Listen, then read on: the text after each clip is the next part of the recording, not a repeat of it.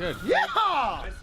Hey, what's up out there, guys? I hope you're all fantastic. This is my review of Nobody, starring Bob Odenkirk as this normal family man that has this rage simmering deep inside of himself, and after a break-in at his home, this rage is awoken, which leads to an altercation on a city bus, which then leads to this Nobody becoming the target of a Russian crime boss on the warpath. So let's get into the good, the not so good, and everything in the middle to see if Odenkirk delivers an unassuming, ass-kicking cousin to John Wick. Who are you? Me? I'm nobody.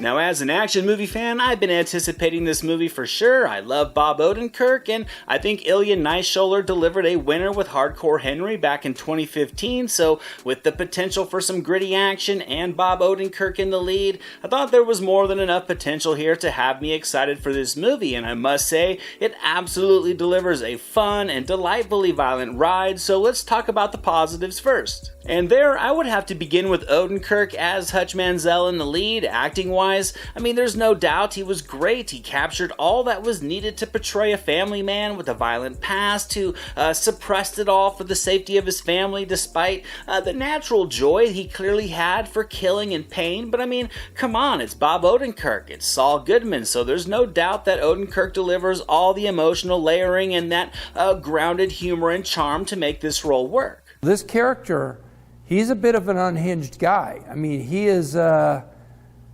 almost as far as you could say an anti-hero. He is a difficult guy. He's been acting as a dad and a good citizen, but he's been swallowing a lot of frustration. But where Odenkirk truly shines and where he is able to make this movie a success is in the physical acting that he brought to this character. The action scenes were violent, they were gritty, they were fast-paced, and more than enough to have you up in your seat to get the blood flowing, and it was because of all the effort Odenkirk put into this character far before production even began. We trained 3 times a week. I had to drive down to the airport, which is where their facility is, and trained for 2 hours, 2.5 hours, and I did that for 2 years before we made this movie. I definitely think his dedication paid off because he was able to fill this movie with all the hero that it needed. A hero that could kill in a variety of different ways, a hero that could take a great deal of pain as well, and a hero that apparently makes a kick-ass lasagna from scratch. Hey, I have an idea. How about I make that lasagna that you love tonight? You know, from scratch, like I used to.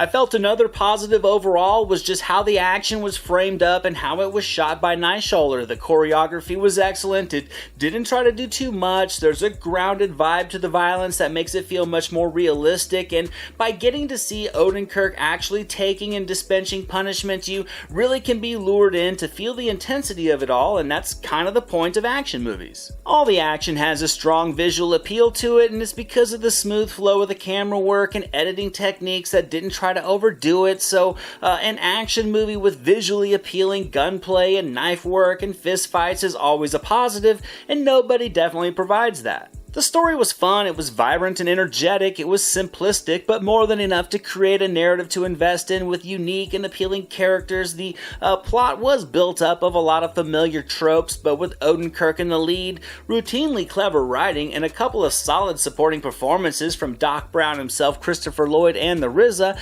there is plenty of charismatic substance to have a good time with here. Now, as for the drawbacks, I think they're minimal and they kind of come down to preference. As I always say, sure, there are some borrowed plot points in other parts of this movie that are slight variations of other actioners that we've seen over the years. I don't think this necessarily gets in the way of the movie being a good time. However, if you're one of those who likes to see something completely new and inventive in every movie you watch, then you may be let down by some of the familiarity of the story beats and the character dynamics. But as I said, nothing impactful enough to undercut the movie itself too much. I had a blast with this one. I felt it delivered a fun little adventure with this common family man, so I'm gonna give Nobody 90%. It does feel recycled in areas, but with the charm from Odenkirk and his ass-kicking skill set, it was a wild ride that still is able to deliver more than enough creative ambition. There's plenty of killing, more than enough appealing energy in the story, and getting to see Doc Brown toting a shotgun all make this one more than enough fun to have a good time with. Thank you so much for watching this video, guys. I hope you enjoyed it. If you did, drop it a thumbs up, leave a comment below. I'd love to talk movies with you guys. Share it with your friends, and without question, hit that subscribe button and the notification bell so you can never miss a video. Here are some links to some recent reviews just in case you missed them. All my social media links and the link to our official website are down in the description below, and I'll catch you next time.